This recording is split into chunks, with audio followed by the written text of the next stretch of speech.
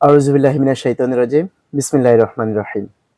প্রিয় প্রবাসী বন্ধুগণ, ১৯৭১ সালে বাংলাদেশ স্বাধীনতা লাভ করার পর থেকে শুরু করে আজকের অবধি পর্যন্ত আমাদের বাংলাদেশে ১২তম জাতীয় সংসদ নির্বাচন অনুষ্ঠিত হয়েছে।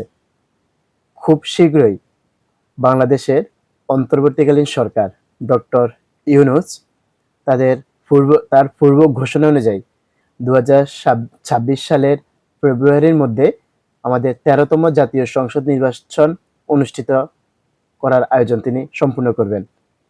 তারই ধারাবাহিক ক্রমে আপনারাই একমাত্র সৌভাগ্যবান ব্যক্তি যারা স্বাধীনতার এত বছর পর দেশের শাসক নির্বাচনের মতো গুরুত্বপূর্ণ বিষয় আপনারা আপনাদের মতামত পেশ করতে পারবেন। প্রিয় প্রবাসী বন্ধুগণ, আপনারা আপনাদের শুধু জাতীয় সংসদ নির্বাচনে বা আপনাদের দেশের শাসন ভার কারা পরিচালনা করবেন শুধু এই বিষয়ে মতামত নয়, আপনারা এর পাশাপাশি আমাদের রাষ্ট্রীয় সংস্কারের যে গুরুত্বপূর্ণ অংশগুলো আছে আপনারা সেগুলোতেও দেশের বাইরে থেকে আপনারা আপনাদের মতামত প্রকাশ করতে পারবেন। আজকে নির্বাচন কমিশন থেকে পোস্টাল অ্যাপস বিডি যেসব দেশগুলো রেজিস্ট্রেশন করেছেন সেই দেশগুলোর মধ্যে সেরা প্রথম সারিতে যেই 10টি দেশ আছে সেই 10টি দেশে একটা তালিকা প্রকাশ করেছেন। তালিকাটা দেখে খুবই হতাশাগ্রস্ত হলাম। আমাদের যারা দেশের অর্থনীতি পরিচালনা করার জন্য এত বিশেষ ভূমিকা রাখছে, তারা দেশের শাসন ভার কাদের দ্বারা পরিচালিত হবে এই বিষয়ে কেন তারা এত অমনোযোগিতার বহিঃপ্রকাশ করছে। আজকে নির্বাচন কমিশন থেকে যে রিপোর্টটা প্রকাশ করা হয়েছে আমি আপনাদেরকে সেই রিপোর্টটা পড়ে শোনাচ্ছি। পাশাপাশি ওই দেশে আমাদের কত নাগরিক বসবাস করেন সে সংখ্যাটাও বলছি। আমি আপনাদের সামনে যে পরিসংখ্যানটা তুলে ধরবো এটা 2021 এবং 2023।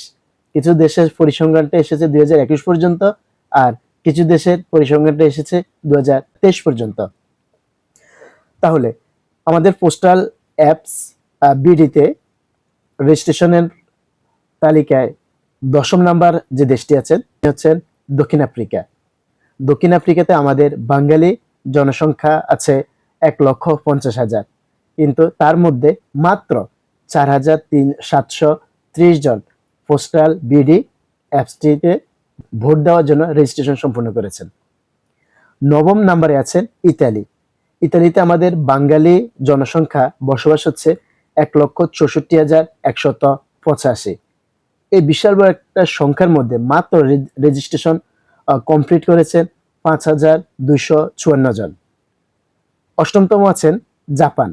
জাপানের মধ্যে আমাদের বাঙালি বসবাস করা জনসংখ্যা হচ্ছে 1,64,185।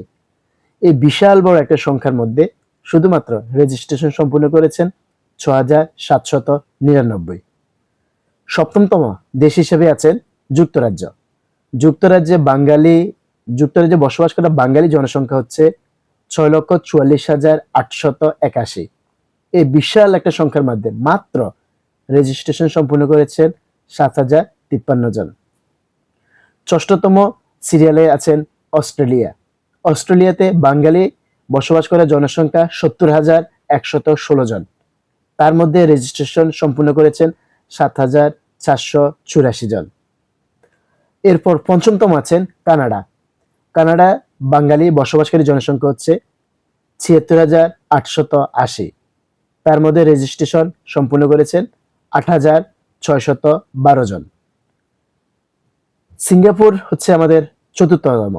সিঙ্গাপুরে বাঙালি জনসংখ্যা হচ্ছে 1 লক্ষ। তার মধ্যে রেজিস্ট্রেশন সম্পূর্ণ করেছেন 8,829 জন। 3য় নম্বর হিসেবে আছেন দক্ষিণ কোরিয়া। দক্ষিণ কোরিয়াতে বাঙালি জনসংখ্যা বসবাসকারীর সংখ্যাটা হচ্ছে 25,000। তার মধ্যে রেজিস্ট্রেশন সম্পূর্ণ করেছেন 9,392 জন। 2য় নম্বর হিসেবে আছে সৌদি আরব, যেখানে বাঙালি জনসংখ্যা বিশাল বড়, সেটা হচ্ছে 32 লক্ষ।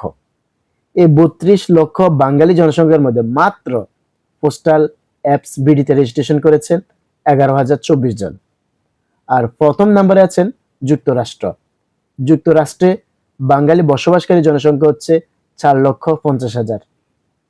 এই বিশাল বড় একটা সংখ্যা মাত্র রেজিস্ট্রেশন সম্পন্ন করেছেন 18,116 জন। প্রিয় প্রবাসী বন্ধুরা, আপনারা আপনাদের নাগরিক যে অধিকার আছে সেই অধিকার প্রয়োগের যে সুবর্ণ সুযোগ আপনাদের সামনে এসেছে, আপনারা সেই সুযোগটাকে যথাযথভাবে লুফে নেওয়া শিখতে হবে। আপনারা শুধু দেশকে ভালোবেসে দেশের অর্থনীতির চাকাকে সচল রাখার জন্য শুধু রেমিটেন্স পাঠিয়ে আপনাদের দেশের প্রতি আপনাদের দায়িত্ববোধ শেষ হয়ে গেছে বলে আমি মনে করছি না। আমি মনে করছি আপনারা যে এবার সুবর্ণ সুযোগ পেয়েছেন, সৎ, দক্ষ, যোগ্যতা সম্পন্ন, দেশপ্রেমিক ব্যক্তিকে আপনারা আপনাদের মহামূল্যবান ভোটের মাধ্যমে নির্বাচিত করে আপনাদের কাঙ্ক্ষিত সে বাংলাদেশ গড়ার কাজে তাদেরকে সহযোগিতা করবেন বলে আপনাদের কাছে আমরা প্রত্যাশা ব্যক্ত করছি। তাই প্রবাসীরা এখনো যাদের রেজিস্ট্রেশন সম্পূর্ণ হয়নি তারা দ্রুত রেজিস্ট্রেশন সম্পূর্ণ করে ফেলুন। আর যারা রেজিস্ট্রেশন সম্পূর্ণ করেছেন, আপনারা আপনাদের নিজ দায়িত্বে আপনাদের পার্শ্ববর্তী যেসব প্রবাসীরা আছে আপনারা তাদের রেজিস্ট্রেশনের কাজে সর্বত্র সহযোগিতা করবেন বলে এই প্রত্যাশা ব্যক্ত করছি। যদি আমার এই ভিডিওটি ভালো লাগে তাহলে অবশ্যই সচেতনতা বৃদ্ধির জন্য হলেও ভিডিওটি শেয়ার করে টাইমলাইনে রেখে দিন। আবার অন্য কোনো ভিডিও নিয়ে দেখা হবে, আলোচনা হবে। সে পর্যন্ত ভালো থাকুন, সুস্থ থাকুন। আল্লাহ হাফেজ।